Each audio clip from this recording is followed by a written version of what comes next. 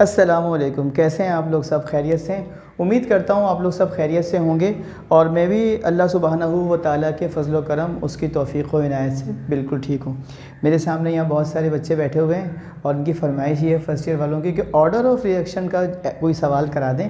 देखिए, order of reaction का सवाल इस साल पेपर में आने के इम्कानात ज़्यादा हैं, यानी और मैथमेटिक्स में कहा जाता है कि probability is the name of chances. तो इसके चांसेस क्या हैं? बहुत ज़्यादा हैं।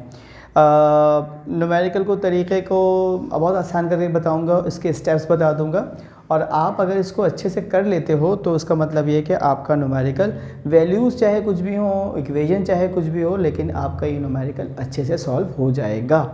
तो अब जल्दी से आ जाते हैं अपने न्यूमेरिकल की तरफ, जिसमें हमने ऑर्डर ऑफ़ रिएक्शन निकालना है। ये आपकी जो टेक्स्ट बुक है इसका एक सॉल्व एग्जांपल है 9.2 और ये आपकी बुक का पेज नंबर है सिन टेक्स्ट बुक बोर्ड का 185 पर। इसमें एक इक्वेशन दी हुई है, NO nitric oxide plus oxygen gives you nitrogen dioxide. ठीक है, तो आपसे पूछता है कि अगर आपको ये डेटा दिया जाए, ये इन्फॉर्मेशन दी जाए, तो इस इन्फॉर्मेशन के को सामने रखते हुए इसका ऑर्डर ऑफ़ रिएक्शन बताइए। ऑर्डर ऑफ रिएक्शन क्या होता है? Order of reaction is the sum of the all exponents of reactant species present in a rate expression. ठीक है, अब इसके दो स्टेप्स हैं, वो क्या है? पहला स्टेप ये है कि आप बनाओगे सबसे पहले रेट एक्सप्रेशन और उसके बाद आप निकालेंगे ऑर्डर ऑफ रिएक्शन।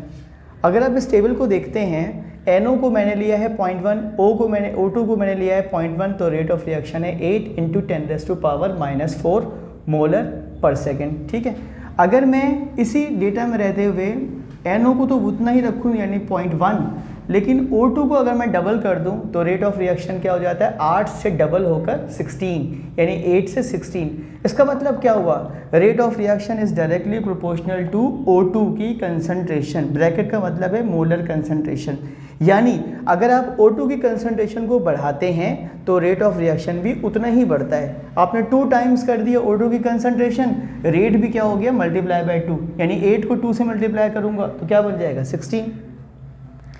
तीसरे आप एक्सपेरिमेंट में देखिएगा, मैंने NO की कंसंट्रेशन को बढ़ा दिया, 2 कर दिया। पहले मैं 0.1 ले रहा था, अब मैंने 0.2 कर दिया और O2 की कंसंट्रेशन को मैंने वही कर दिया जो मैंने एक्सपेरिमेंट नंबर 1 में लिया था, 0.1। तो जब मैं NO की कंसंट्रेशन को डबल करता हूं तो मेरा रेट ऑफ रिएक्शन दोबारा डबल हो जाता है। इसका मतलब है मेरा rate of reaction is also directly proportional to the molar concentration of NO यानी कि नाइट्रिक ऑक्साइड। दोनों की मैंने क्या बना लिया है? इस पर रेट लॉ अप्लाई कर दिया है। अब मैं क्या करना हूँ? इससे रेट एक्सप्रेशन, मैंने कहा rate of reaction is directly proportional to molar concentration of NO and rate of reaction is also directly proportional to the molar concentration of O2। अब तरीका क्या है होता है मैथ का? भाई ये साइन ऑफ प्रोपोर्शनलिटी को आप निकालते हो, रिमूव करते हो with the help of constant. Equal की साइन लगाते हैं, कांस्टेंट लेते हैं K और ये बन जाती है आपकी रेट एक्सप्रेशन। इसको नाम दे दिया हमने 1 का। ठीक है, अब हम चलते हैं आगे। हमने बोला equation number 1 is called rate expression और इस रेट एक्सप्रेशन में देखिए A की पावर कितनी है, यानी NO की पावर कितनी है? 1 लिखा नहीं जाता। O2 की पावर कितनी है? 1, ये भी लिखा नहीं जाता। तो मैंने क्या किया? रिएक्टेंट की जो पावर है उनको ऐड कर दिया, 1 + 1, इसका मतलब है 2।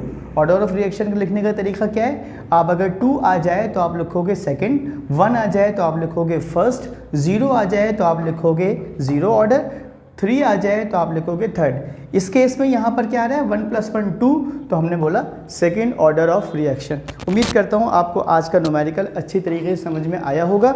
आप इसको अच्छे से भरपूर तरीके से तैयारी करेंगे, अपनी दुआओं में मुझे याद रखेंगे। अल्लाह हाफिज़।